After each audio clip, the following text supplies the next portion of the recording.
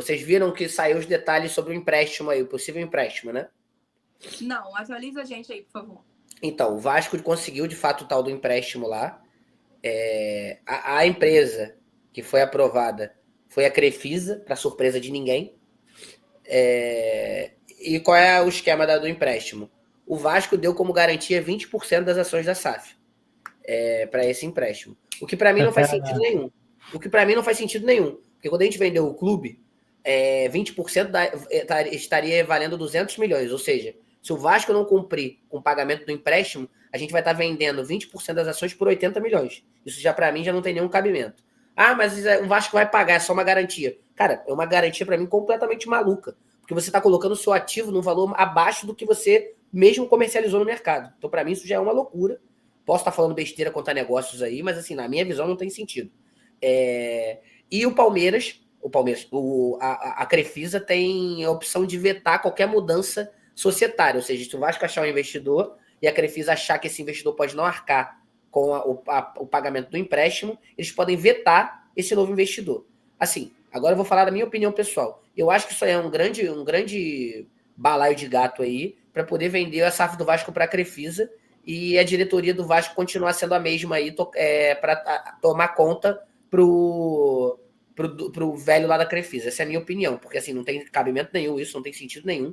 E por coincidência, isso só valeria a partir de 2028. O que temos a partir de 2028? Leila Pereira passa a não ser mais presidente do Palmeiras e pode assumir um outro clube, porque aí não teria mais nenhum problema.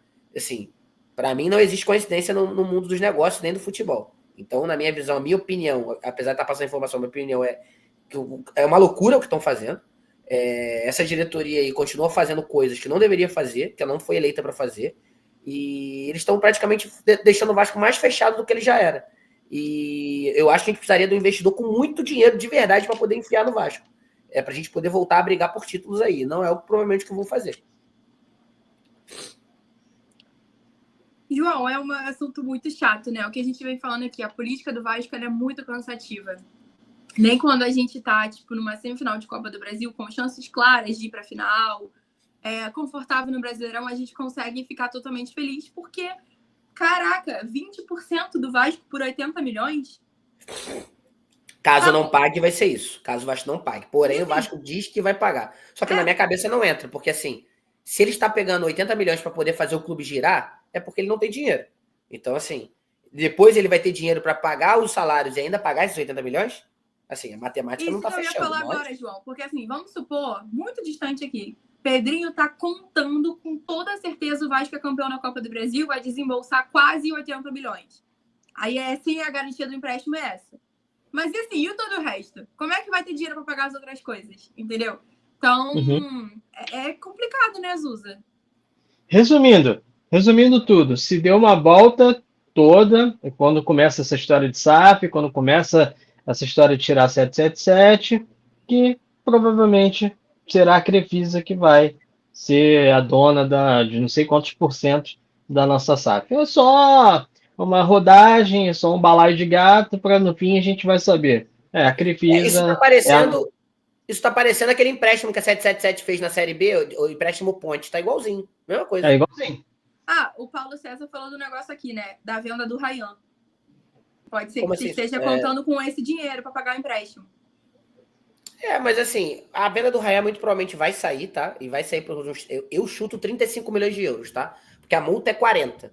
E eu duvido que o Vasco negocie pela multa. Então, assim, já recusou 30, se alguém chegar com 35 em dezembro, que é quando acaba a temporada, eu acho que vão vender ele. Só que, assim, não faz muito sentido isso, nenhum. Para mim, continua não fazendo nenhum sentido essa questão do empréstimo, também por isso aí. Porque se a gente tem uma previsão de entrar quase 200 milhões no caixa em dezembro, por que você vai pegar um empréstimo de 80 milhões agora? Faltando 2 meses para isso acontecer. Assim, para mim, isso tudo indica que é para dar preferência pro investidor que eles querem que entre para favorecer eles. Essa é a minha opinião aqui. É o que eu tô achando. Não tenho certeza, mas é o que eu tô achando, porque assim, não tem nenhum sentido isso. Agora foi muito bem colocado. Se você tem a previsão de entrar... Eu sei que os clubes não pagam vendas diretas, tá? São parcelados. Mas vamos supor que dos 200 milhões entre 80 de cara no clube. É os 80 que o Vasco vai pegar agora. Assim, não... Continua não tendo cabimento. Mas vamos ver o que esses caras vão aprontar com o Vasco aí, né? Gestão. Enfim.